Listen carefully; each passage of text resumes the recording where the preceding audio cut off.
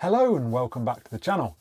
So today we're going to do a Q&A. I think 2 weeks ago we asked for some questions in the hope that some people would ask us some questions. We were a little bit worried that nobody would ask us any questions, but luckily people asked us some questions. Yeah, you guys have all come through and we've got quite a few questions to go through, which is excellent. I know it's been a little while since we've posted a video. Unfortunately, we've had some family illness, and that has meant that we've had to sort of put on hold a few of our trips just to help out. But yeah, here we are, we're back with a Q&A. Right, let's get into the first question. So these questions come from YouTube community. So we put a post out on there, and we also put a post out on our Instagram.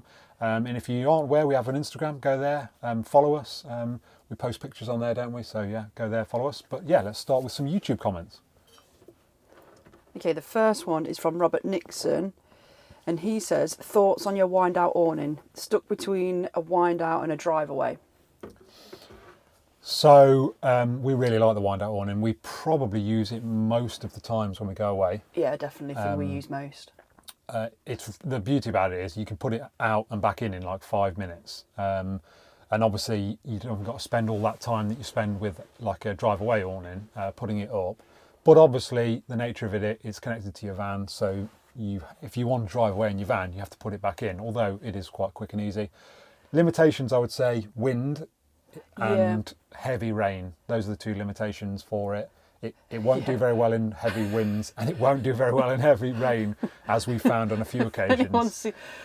We showed it in the which the video? Melton Was it Melton? video. So when we went to Melton, you'll see what happened to our wind out awning. Yeah, It wasn't good. You can see me emptying it. But yes, so that's definitely that. I would say pluses and minuses to both, and we use both. It just depends how long we're going for. So if we're going for a longer period, we like to use the driveway awning, because of the fact that you get that much extra space. You almost end up with like a big lounge, don't you? Yeah, and it is a lot easier to just drive off from that, just pull the thing out and off you go. Absolutely. It's not like you have to spend time winding in like you do with the wind out. So yeah, I think we like both of them. The one we use more, absolutely, is the wind out, because obviously it comes everywhere with us and it's so quick and easy to use. Right, next question comes from Eileen G6H. Hi, have you done pub stopovers or independent campsites? Also, how long does your Ledger battery with solar last on a stopover if you don't use electric, and what items you can use? Okay, so pub stopovers. We haven't really done any pub stopovers, have we? No. Really? We've done no pub stopovers. We stayed on that one in York that was a pub, but it had a proper campsite next to it, so it didn't really count as a pub stopover. Yeah. We would do pub stopovers though, wouldn't we? We're not... Yeah, absolutely. I think on like 2 or 3 occasions we've thought, should we do a pub stopover? Because we're not averse to it. It's just generally we go away for more than one night. Yeah, so we just tend to use campsites, don't we? Yeah, exactly. And generally we've been like, oh, should we do a pub stopover? But then when looking around that local area that we want to go to, we'll find a really nice looking campsite, and that's why we end up on a campsite. Yeah, we tend to just end up on there. There's no real particular reason why we've not used them. It's just...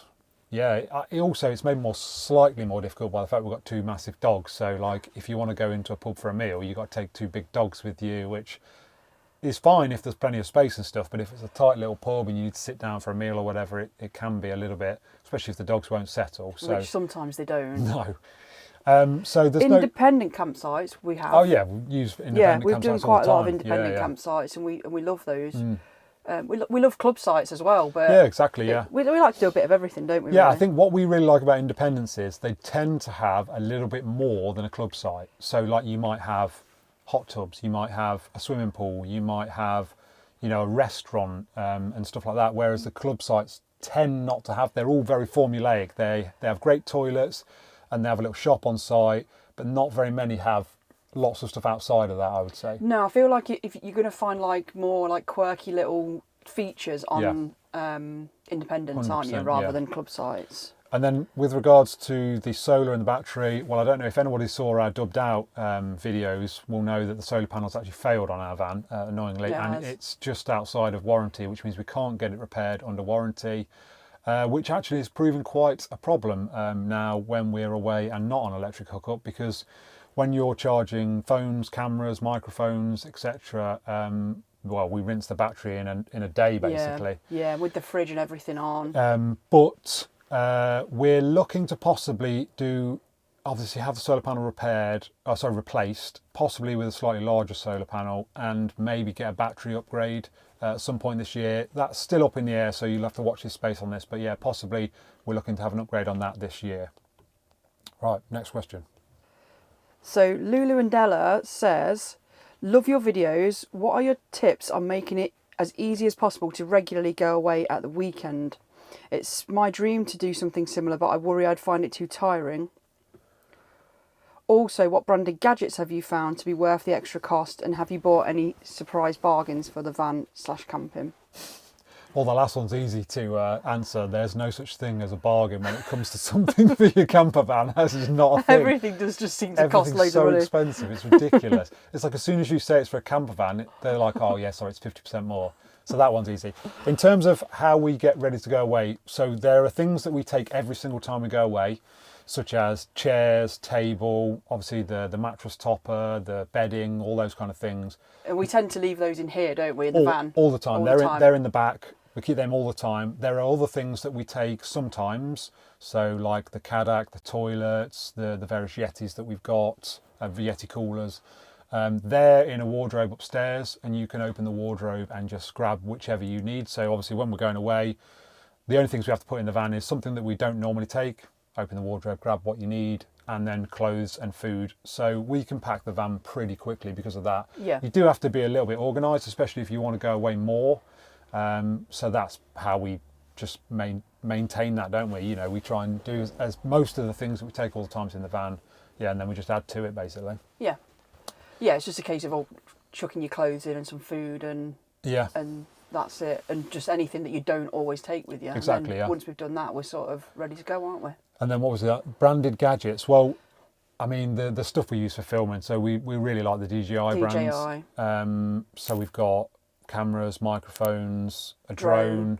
I know they're not really related to camper vans, but as a brand and the gadgets, It's they're something that fantastic. we use all the time. Yeah, they're just really good, aren't they? We really like that. So that will probably be the biggest gadgets. I think they make great products. So yeah, I think that answers all of those. Right, next one. Nick MG5E. Hi, are you thinking you might upsize to a bigger van at some point, and why, please? I think the answer to this one is no, really. I don't think it's something that we're thinking of doing, is it? No, it seems to be very popular. It does actually. Everyone's sizing up nowadays. Yeah, it just seems everybody wants a bigger van. But we think the trouble we've got is I get why people want bigger vans. Like they want the convenience of it. You can literally go to a site, park up, you're self-sufficient, you don't need to get out. So if it's raining, it doesn't matter. I get that. Most of them have got fixed beds, so you don't have to do all your bed. But for us, we love the fact that we can go anywhere in this van. We can go in any car park, for the most part, unless they've got a ridiculously low height barrier. We can park it anywhere. We use the van every single day, and it fits on our drive. And lots of those things are not possible with bigger vans. Like, for instance, this is the longest van we could park on our drive. So even a long wheelbase, I think someone asks in a question later on about long wheelbase.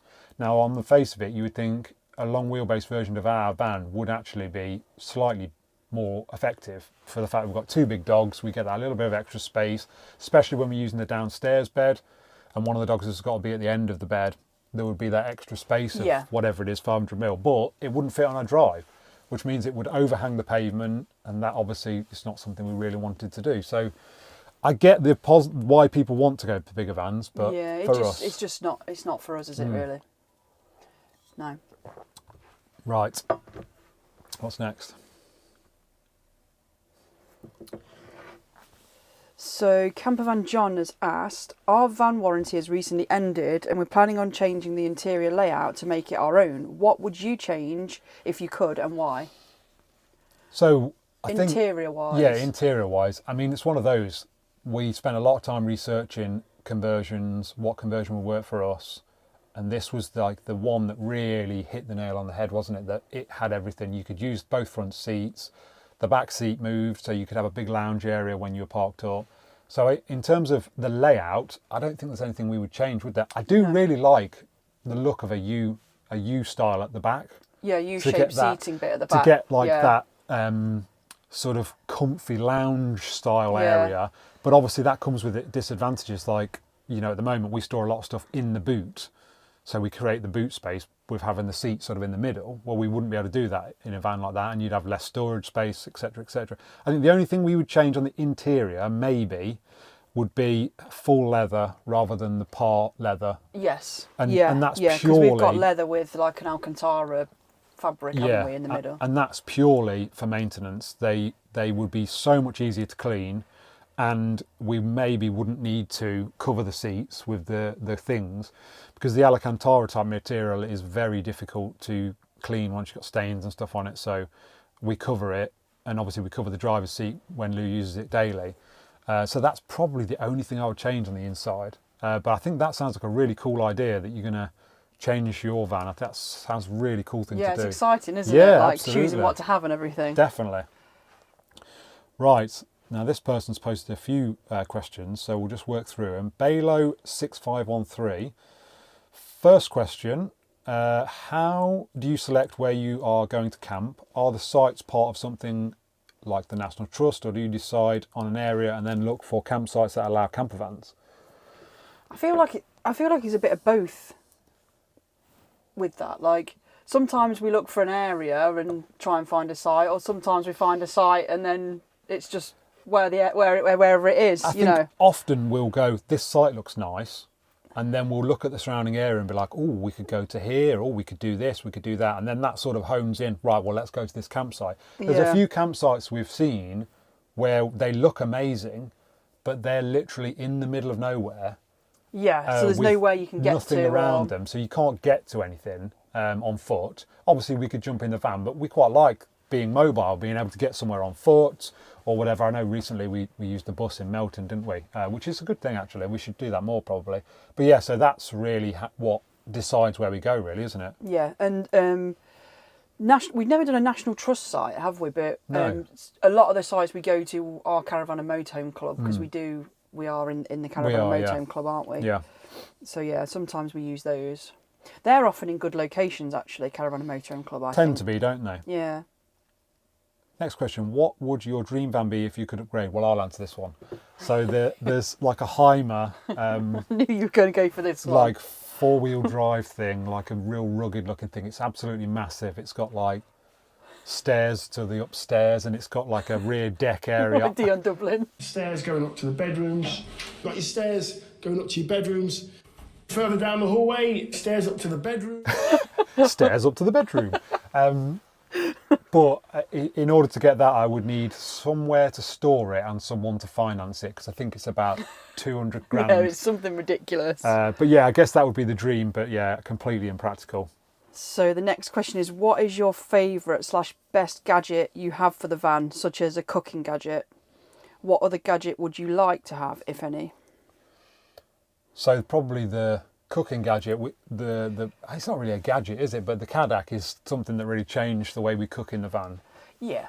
It's great to be able to go outside and cook, I think, especially if the weather's nice. I mean, sometimes it's not very nice and we still cook outside. Yeah, exactly. I mean, with the wind out awning, we'll often just cook outside even if it's raining or whatever, because you've got that bit of shelter. But it sort of changed what we could cook, didn't it, getting that? You know, we could cook slightly like different things. So I guess that's the biggest gadget for cooking.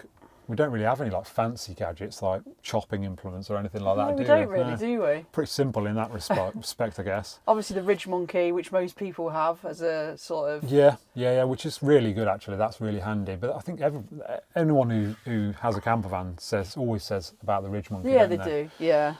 And what other gadgets would you like to have, if any? I can't think of anything that we want at the moment, cooking-wise anyway, and gadgetry-wise. No, I can't think of anything. Tell you what, we'll probably think of something when we go to the show. Yes, we're going to the show in February. NEC. Yeah. Sure, there'll be loads of things there that we suddenly need.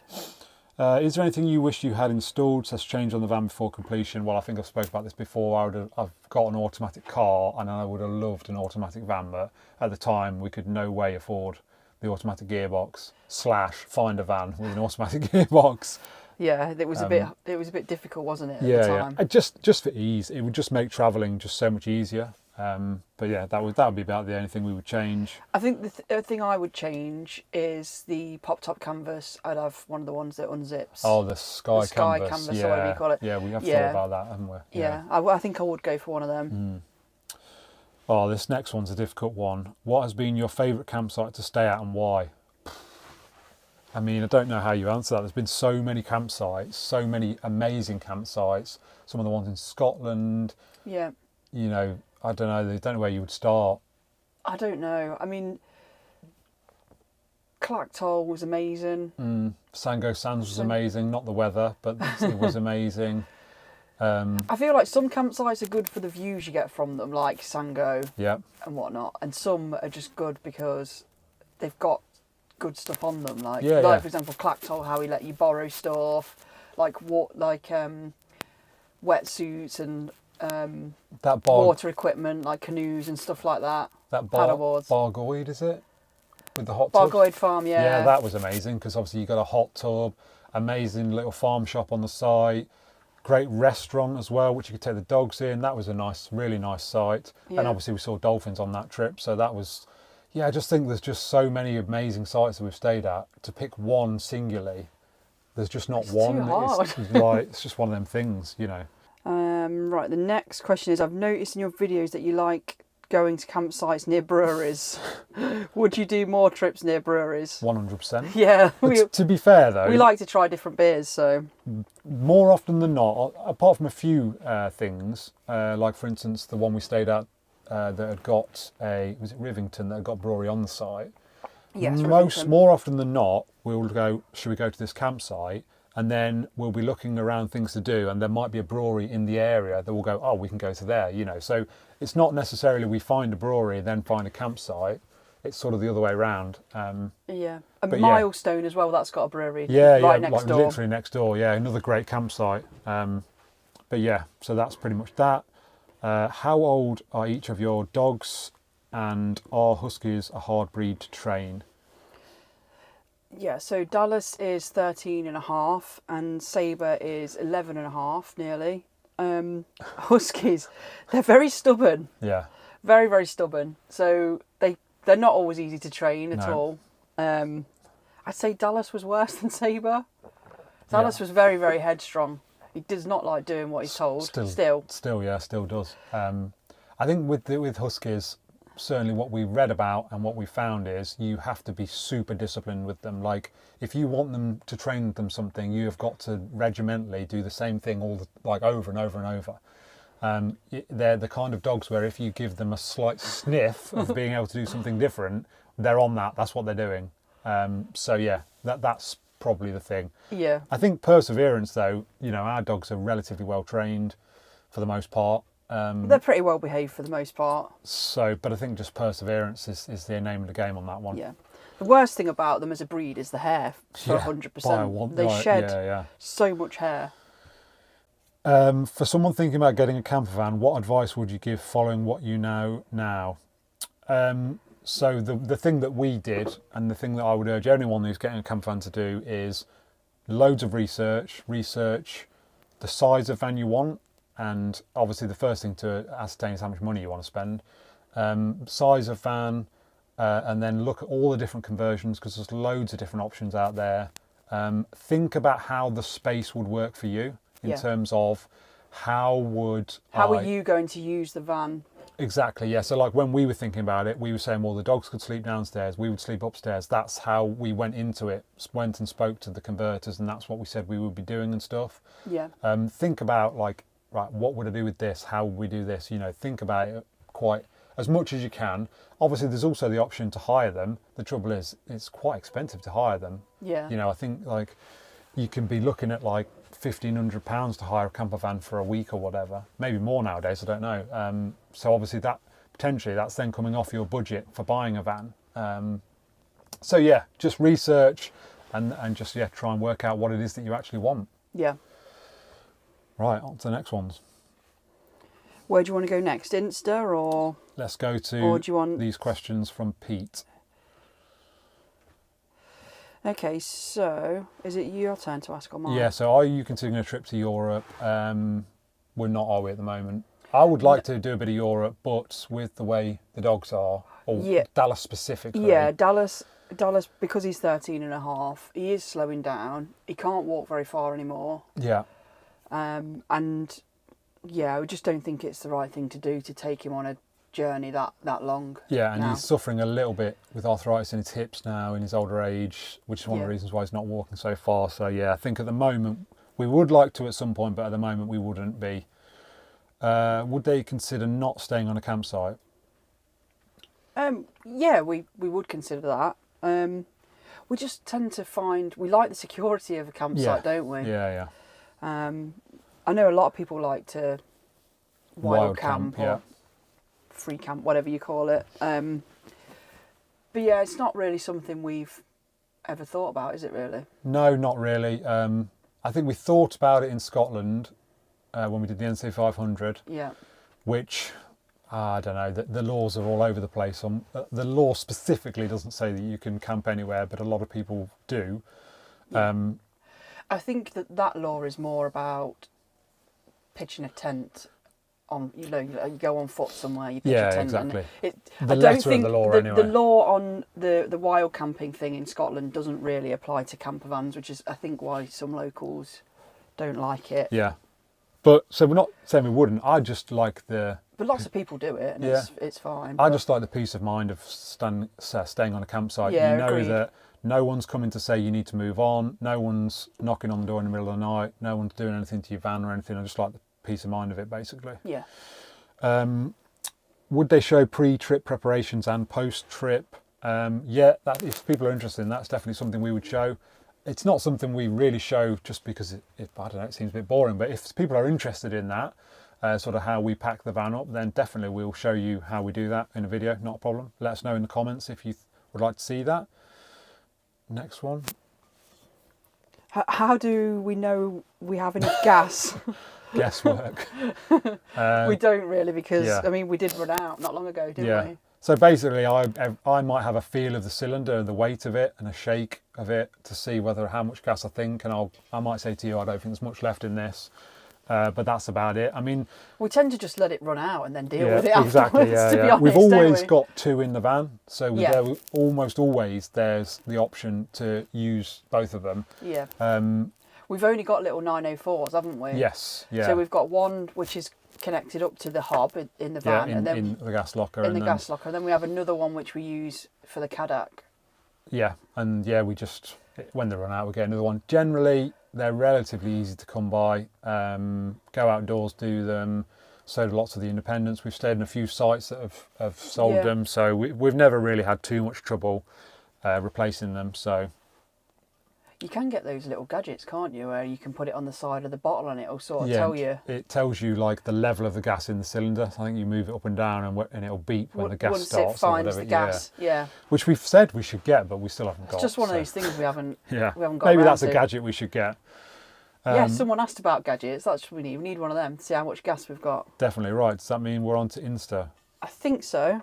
Right. Cool. So this comes from Touring with Lara. I believe you guys are based in Leicestershire. What is the best site you have visited in this neck of the woods? Also, what do you both do for a living?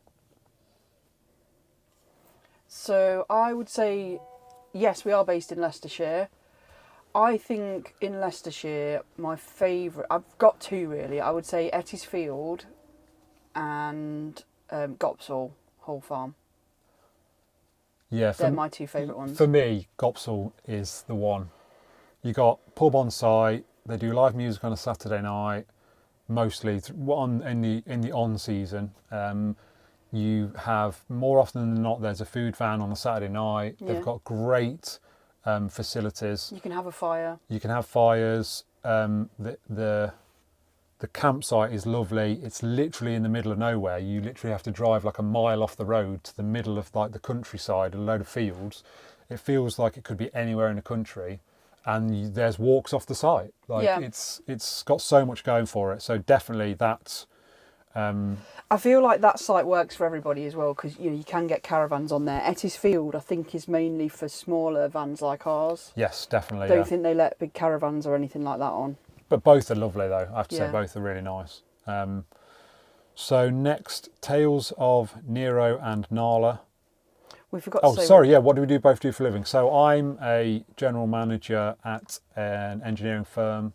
I'm a trained mechanical engineer by professional. And then you are a... I work for a tech company. Yeah. I look after the service stock basically for. We do a lot of work on security gates in supermarkets and stuff like that. So I look after the parts for our engineers to go and fix any issues that they have out in the supermarkets. So Tales of Nero and Nala. Did you consider a long wheelbase when looking for the right van? We also have 2 dogs and sway between short wheelbase and long wheelbase for ages. If so, we wondered if there was a reason you went short wheelbase with 2 big doggos. Thanks. Becky, Mike, Nero and Nala. Well, I think we've sort of touched on that in the previous answer, but long wheelbase probably would be better for us, but it wouldn't fit on the drive, probably would be slightly less convenient driving it every day. Although people do. I think the main thing is because it wouldn't fit on the drive. It would overhang the drive by like half the pavement, basically, and then you'd feel bad like blocking half the pavement. So yeah, that's that. And Anna7 has asked, what do you use to edit your videos, and do you enjoy the process of creating videos? So I use Adobe Premiere Pro. I've used it for a long time, even before the channel. I used it on various things. Really enjoy using it. It's a paid software. I think it's like 20-something quid a month or something. And we really enjoy making videos, don't we? Yeah. It's nice to do sort of vlog style. They're almost like diaries of like our time, with the dogs on our adventures. They're nice to look back on. Yeah. I think over Christmas we looked back on a couple of our older videos, didn't we? Just something nice to look back on, adventures that you've had, sort of thing. Yeah, we do it for our own memories as much as like. Yeah, obviously it's cool that other people want to watch them, but really we just like to document our lives a little bit, and what we do. And obviously, at some point, in the future, we will probably lose the dogs and stuff, and it'll be like our memories with the dogs. Yeah. And making adventures with them. It'll be nice to look back on. Yeah, for sure. Definitely. So next up, we've got Live the Dash Maggie Adventures. Morning guys, love your blogs, as I also have a husky. My question is, why do the dogs wear little boots? So this will be to do with, they've probably seen Dallas with some boots on his rear legs. Yeah. And basically because he's struggling a little bit on his rear legs because he's got a bit of arthritis in his back hips. Yeah, he's lost a lot of mobility in his hips, hasn't he? So basically he started to knuckle his paws a little bit, which basically means he's not picking his feet up properly. Yeah, and so instead of his paw flat on the floor, he's like bending it under, and the top of his foot is going on the floor and scraping. Basically because he's not lifting his hip up enough, because he's like not got as good a hip mobility. And the boots that we've got him, basically they stop the foot going like this. They basically hold it, so when he brings it forward, it helps his mobility basically, and he walks so much better with them. Yeah, he does. So yeah, they came from America, but yeah, he just walks so much better with them. So that's why I've got them basically. Yeah. So it is just Dallas that wears the boots. Sabre doesn't. No, I think that's all the questions, isn't it? I think there was one more from Anna7. Oh, go on. Do you have any plans for your videos this year? Ah, yes, good one to actually finish on. Yeah. So yes, obviously, as I said, we've got some stuff going on, but hopefully we'll be able to be back on trips in due course. I think hopefully we can try and get away at least as much as we did last year. I think did maybe 40 nights or something last year. It's sometimes a bit difficult when you work, like we're both working full time, so it's like you have to try and like shoehorn it in really. Yeah, definitely. That's why the weekends are great, because you don't have to use any holidays. Yeah. But we've both got more holidays this year, so that's obviously a good thing. Definitely want to explore a bit more Wales this year. Yeah. And obviously potentially, we mentioned it before, that might include a trip to the converters to get some upgrades done. Yes, because our conversion, we didn't mention the conversion company actually when we were talking about the interior. It's New Wave, and they're based in South Wales, aren't they? Yeah. So we're thinking we might go to them to get this solar panel sorted and the battery perhaps, and then maybe do something else around. Yeah, exactly, because obviously we'll be in South Wales, may as well go and do it. We might do an Airbnb for a couple of days while they've got the van, and then go on and do maybe a little bit of a trip in Wales. But definitely want to explore Wales a bit more. Both love Wales, and we don't think we went at all last year. I want to go to the Lake District this year. I've said that for the last like 2 years, and we Yeah, still we're gonna haven't have got to do there. that. We'll have to do So I that. definitely want to do that. And then just try and explore some more campsites. We've seen some amazing looking campsites, some with like decked off hot tubs, amazing looking swimming pools, all manner of different things. So we're definitely going to try and explore as much as we can this year. Yeah, I think in terms of like the videos themselves, I think more of the same really, just as showing Absolutely, showing what we're doing. Definitely. And with that in mind, if there's anything you think, oh, that would make a really good video, do this or whatever, anything you want to see that we do, give us your ideas. We're open to ideas. Drop them in the comments below, and we'll see what we can do. Yeah. Right, I think that's it for this Q&A. That's all the questions. Thanks ever so much for everyone that sent us the questions. We were thinking we might only get 3 questions and this might be null and void, but I'm sure we've waffled on for maybe an hour or something. So we hope you've enjoyed that. Like I say, we'll hopefully be back soon with more trips away. Take care. We'll see you soon. Yeah. See you in the next one. Bye. Bye.